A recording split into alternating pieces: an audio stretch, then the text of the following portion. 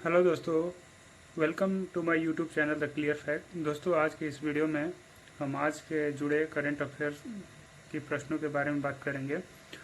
तो वीडियो शुरू करने से पहले अगर आपने हमारे चैनल को अब तक सब्सक्राइब नहीं किया है तो चैनल को सब्सक्राइब करें तथा बेल आइकन को दबाएं ताकि आने वाली हर रोज़ की महत्वपूर्ण वीडियो की जानकारी सबसे पहले आपको मिल सके। तो चलिए देखते हैं आज का मोस्ट इम्पॉर्टेंट प्रश्न जो कि आने वाली सभी एग्जामों की दृष्टि से महत्वपूर्ण होगा। तो पहला क्वेश्चन देखते हैं।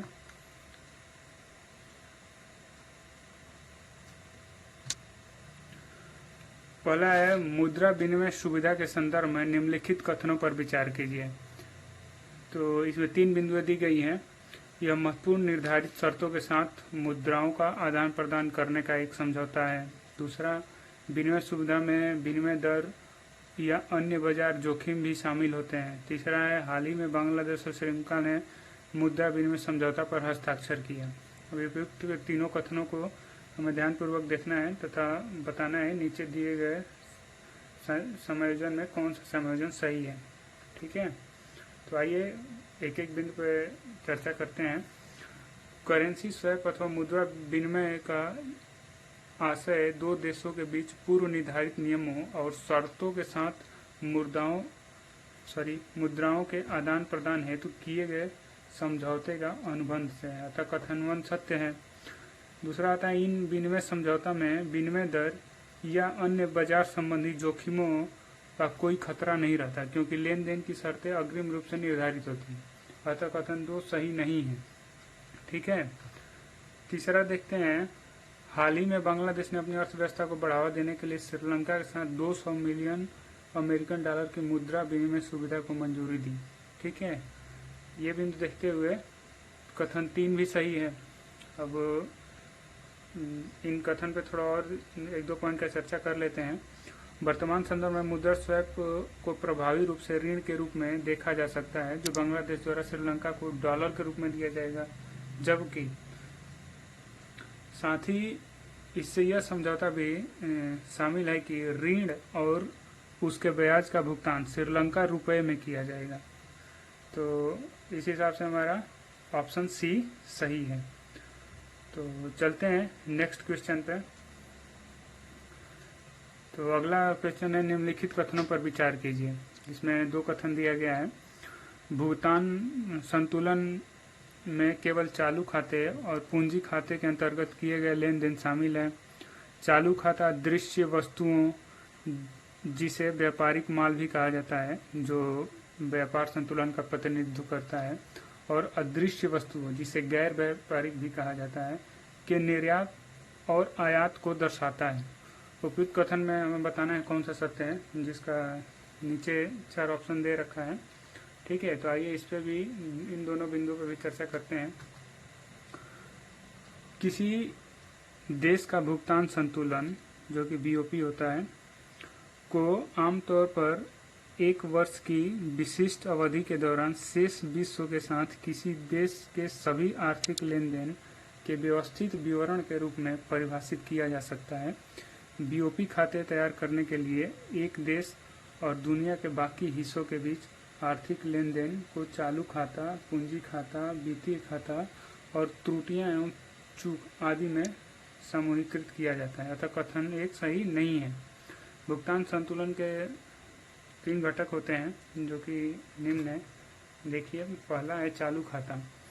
यह अदृश्य और दृश्य वस्तुओं के निर्यात और आयात को दर्शाता है, अतः कथन 2 सत्य है। अगला आता है पूंजी खाता। यह एक देश के पूंजीगत व्यय और आय को दर्शाता है। यह एक अर्थव्यवस्था में निजी और सार्वजनिक निवेश दोनों को शुद्ध प्रवाह का सारांश होता है। ठीक है, अगला आता है त्रुटि एवं चूक। कभी कभी भुगतान संतुलन संतुलित नहीं होते हैं। इस असंतुलन को भुगतान संतुलन में त्रुटियों और चूक के रूप में दिखाया जाता है। तो पूरे कथन को देखते हुए हमारा ऑप्शन बी सही है। ठीक है, तो चलते हैं अगले क्वेश्चन पे। हाल ही में चर्चा में रहा आयुष 64 पद संबंधित है। इसके लिए आपको 4 बिंदु दिया गया है, जो कि इस प्रकार है। रोगियों में ऑक्सीजन के स्तर को बढ़ाने के लिए योगाभ्यास के एक समुच्चय से। फिर आपका बी है पाली हर्बल फार्मूलेशन से, जिसका उपयोग कोविड-19 संक्रमण के उपचार में किया जाता है। सी है कैंसर के उपचार की यानी दवा से। चौथा है आपका तनाव से संबंधित समस्याओं को कम करने के लिए आयुर्वेदिक उपचार। ठीक है, इसके लिए हम आइए एक एक पॉइंट पे बात करते हैं। आयुष्मान 64 जो केंद्रीय सरकार केंद्रीय आयुर्वेदिक विज्ञान अनुसंधान परिषद CCRS द्वारा विकसित एक पाली हर्बल फार्मूलेशन है, तो कथन भी सही है। उसके बाद आता है यह मानक देखभाल सहयोगी के रूप में स्पर्शमुख हल्के और मध्य कोविड-19 संक्रमण के उपचार में उपयोगी है। ठीक है, अगला आता है इस दवा को पहली बार मलेरिया हेतु 1980 में विकसित किया गया था और अब इसे कोविड-19 के लिए पुनः तैयार किया गया है। ठीक है, तो इस चारों कथन में जो कथन भी है वो सत्य है। पाली हर्बल फार्मूलेशन से जिसका उपयोग कोविड-19 संक्रमण के उपचार में किया जा रहा है। कोविड-19 से आज हमारा देश या विश्व काफ़ी संक्रमित है, हम सबको बच के रहना है। चलिए अगले क्वेश्चन पे चलते हैं। निम्नलिखित कथनों पर विचार कीजिए। बेगम सुल्तान जहां भोपाल की पहली और एकमात्र महिला शासक थी। दूसरा है दर्से हताए नामक पुस्तक युवा लड़कियों की शिक्षा और पालन पोषण के बारे में बेगम सुल्तान जहां द्वारा लिखी गई पुस्तक है। उपयुक्त कथन बताना है कौन सा कथन सत्य है। तो जो बेगम सुल्तान थी वो भोपाल की पहली नहीं चौथी महिला शासक थी। ठीक है, तो आइए 1 बाय 1 देखते हैं। बेगम सुल्तान भोपाल की आखिरी बेगम थी। उन्होंने वर्ष 1909 से 1926 तक शासन किया, जिसके बाद उनका पुत्र उनका उत्तराधिकारी बना। ठीक है, वो भोपाल की चौथी बेगम थी, अतः कथन एक सही नहीं है। ठीक है, अगला देखते हैं। वह एक परोपकारी विपुल लेखिका, नारीवादी तथा महिला सशक्तिकरण का प्रतीक होने के साथ ही अलीगढ़ मुस्लिम विश्वविद्यालय की प्रथम महिला चांसलर भी थी। ठीक है, उन्होंने नगरपालिका प्रणाली की स्थापना की, नगरपालिका चुनाव की शुरुआत की और अपने लिए एक किलेबंद शहर का एक महल का निर्माण करवाया। ठीक है, किले बंद शहर में उन्होंने सार्वजनिक स्वास्थ्य, स्वच्छता और जल की आपूर्ति में सुधार हेतु कदम उठाए तथा इस शहर के निवासियों के लिए व्यापक टीकाकरण अभियान लागू किए। ठीक है, अगला पॉइंट आता है उन्होंने 41 किताब लिखी तथा अंग्रेजी भाषा की कई पुस्तकों का उर्दू में भी अनुवाद किया। ठीक है, उनके द्वारा लिखी गई दर्स-ए-हताए नामक पुस्तक में युवा लड़कियों की शिक्षा और पालन पोषण के बारे में बताया गया है, अतः कथन 2 सही है। उन्हें लेडी मिंटो नर्सिंग स्कूल नामक एक नर्सिंग स्कूल की भी शुरुआत किया। ठीक है, वह अलीगढ़ मुस्लिम विश्वविद्यालय की पहला महिला कुलपति थी। तो इस क्वेश्चन का जो सही आंसर है वो बी है, यानी केवल 2 दर्स-ए-हताए नामक पुस्तक युवा लड़कियों की शिक्षा और पालन पोषण के बारे में बेगम सुल्तान द्वारा लिखी गई एक पुस्तक थी, है ना। चलिए अगला क्वेश्चन देखते हैं। कृष्ण मृग यानी ब्लैक बक के संदर्भ में निम्नलिखित कथनों पर विचार कीजिए। इस पशु का मूल निवास स्थान भारत और नेपाल है। इसे पंजाब का राज्य पशु घोषित किया गया।